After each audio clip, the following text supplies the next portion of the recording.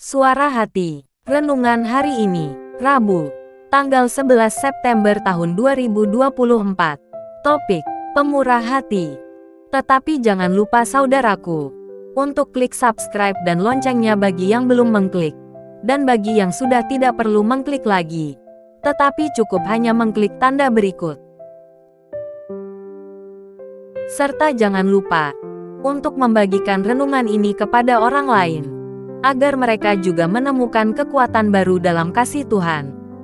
Kiranya Tuhan memberkati saudara. Nas firman renungan hari ini, Lukas 6 ayat 36. Hendaklah kamu murah hati, sama seperti Bapamu adalah murah hati. Panggilan kepada seorang pemurah atau penderma seringkali disebut sebagai murah hati. Tuhan kita adalah pemberi, ya benar. Tuhan kita adalah murah hati. Tentu kita sangat ingat dengan kata-kata, karena begitu besar kasih-Nya akan dunia ini, maka Ia memberikan anaknya yang tunggal, supaya kita yang percaya kepadanya tidak binasa, melainkan beroleh hidup kekal.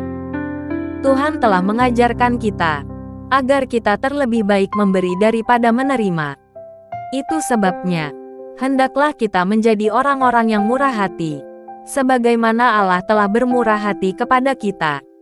Jadi kemurahan hati akan menunjukkan nilai dan kualitas hidup kita sebagai orang yang percaya kepada Kristus. Di saat kita bermurah hati, berarti kita sedang mewujud nyatakan kasih kita kepada sesama. Oleh karena Allah mengasihi kita, maka Ia menyerahkan anaknya kepada kita, supaya kita mendapat keselamatan hidup. Saat kita bermurah hati kepada orang lain, berarti kita telah menunjukkan penghormatan kita kepada Tuhan. Tentu kita menyadari bahwa semua yang ada pada kita adalah pemberian dari Tuhan dan kita mau mengembalikan atas murah hati Tuhan sebagai perwujudan rasa hormat dan kemuliaan kepada Tuhan. Sebagaimana Paulus berkata, kemurahan hatimu terhadap mereka dan terhadap semua orang percaya akan menjadi bukti bahwa kamu taat kepada Injil Kristus. 2 Korintus 9 ayat 13. Percayalah di saat kita bermurah hati, kita sedang melawan keserakahan dan materialisme. Artinya kita sedang menggeser sifat egois atas kepentingan diri sendiri, kepada kepentingan sesama.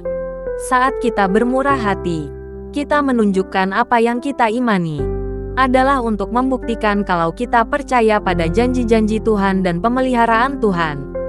Sebab di dalam Alkitab dituliskan, ada lebih banyak janji Tuhan kepada orang yang murah hati dibandingkan yang tidak sama sekali. Untuk membuktikan apakah Anda murah hati, coba tanyakan pada orang terdekat kita, apakah kita orang yang murah hati? Kemurahan hati akan menunjukkan seperti apa diri kita, isi hati kita, dan apa yang kita anggap paling penting. Kemurahan hati menjadi salah satu indikator apakah kita layak dipercaya lebih atau tidak dalam pengelolaan uang. Jadi, inilah panggilan kita, menjadi orang yang murah hati, karena Bapa kita murah hati. Dan itu menunjukkan nilai dan kualitas kita sebagai orang percaya. Nah, adakah dalam diri kita? Amin.